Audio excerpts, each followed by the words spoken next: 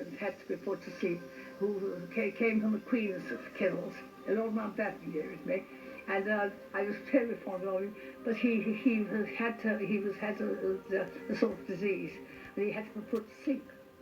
And the next night I was going up the stairs, on the top of the stairs I saw him, perfect clearly. So as clear as I can see you. I said, "Hello, darling, how wonderful to see you." And of course he then vanished. I knew then his spirit was somehow still with me. We do know one thing, that there is a life after death.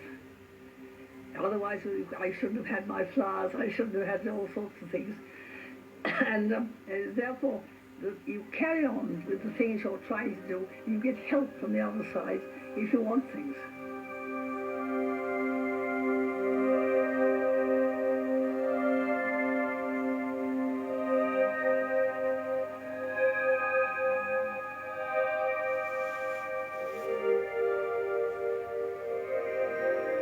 Amazing character, isn't she? Dame Barbara Cartland there. Now, let's get back to psychic news and our guest on the programme today, Lynn Gibb-de, who's the editor. We were mentioning in the last part of our chat that in the original edition there was something about Helen Duncan, and that kind of ties in with the latest edition that's just come out because she's in it again. What's the connection there? That's right. Well, there's recently been an upsurge of interest, as we mentioned, in her case, because she was prosecuted under the Witchcraft Act, and people are now asking for a pardon for her.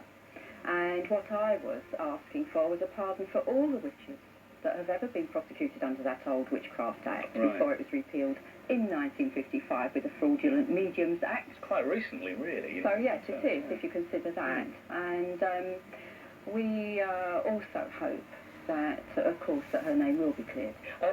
Out of all the stories that the paper has covered, and certainly since you've been editor, is there one particularly that sticks out in your mind as being remarkable? We generally cover psychic science and instances of physical manifestation, and there has been a bit of a lull in the proceedings over the last few years with that particular thing, since Helen Duncan, in fact. But now we have a lady called Jean Skinner, who has suddenly surfaced, if that's the right word, with these wonderful skills of being able to manifest ectoplasmic material, and is a transfiguration medium. Her features are altered by a mask that appears over her face and become, in fact, a depiction of a dead person. And you witnessed this firsthand, I've didn't actually you? seen that. I was invited to a séance, and I did go along, quite prepared as I am in every case, to consider things on their own merit and to apply a rational explanation.